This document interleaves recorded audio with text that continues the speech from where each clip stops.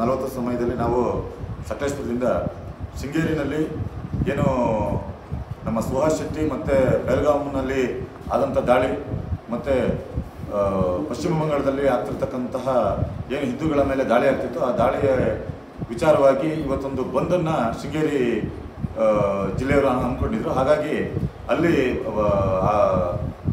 ಪ್ರತಿಭಟನೆಗೆ ಹೋಗುವಂಥ ಸಂದರ್ಭದಲ್ಲಿ ಸಕಲೇಶಪುರದಿಂದ ಏನು ಆಲ್ದೂರು ಮುಖಾಂತರ ಮೂಡಿಗೆರೆ ಆಲ್ದೂರು ಮುಖಾಂತರ ಶೃಂಗೇರಿಗೆ ಹೋಗುವಂಥ ಸಂದರ್ಭದಲ್ಲಿ ಶಂಕರ್ ಫಾಲ್ಸ್ ಅಂತ ಬಿಟ್ಟೇನಿದೆ, ಶಂಕರ್ ಫಾಲ್ಸಿಂದ ಮುಂದೆ ತಿರುವಿನಲ್ಲಿ ನಮ್ಮ ಸಾರಥಿ ಗಾಡಿ ಓಡಿಸಿರತಕ್ಕಂಥ ರಿಟ್ಸ್ ಗಾಡಿನಲ್ಲಿ ಬ್ರೇಕ್ ಫೇಲ್ ಆಗಿ ನಿಯಂತ್ರಣಕ್ಕೆ ಸಿಗಲಿಲ್ಲ. ಸೀದಾ ಅಲ್ಲಿರ್ತಕ್ಕಂಥ ಒಂದು ಮನೆಯ ಕಾಂಪೌಂಡಿಗೆ ಗುದ್ದಿ ನಿಲ್ಲಿಸಿ ಒಂದು 3 ಜನ ನಮ್ಮ ಕಾರ್ಯಕರ್ತರುಗಳಿಗೆ ಬಹಳಷ್ಟು ಪೆಟ್ಟಾಗಿದೆ.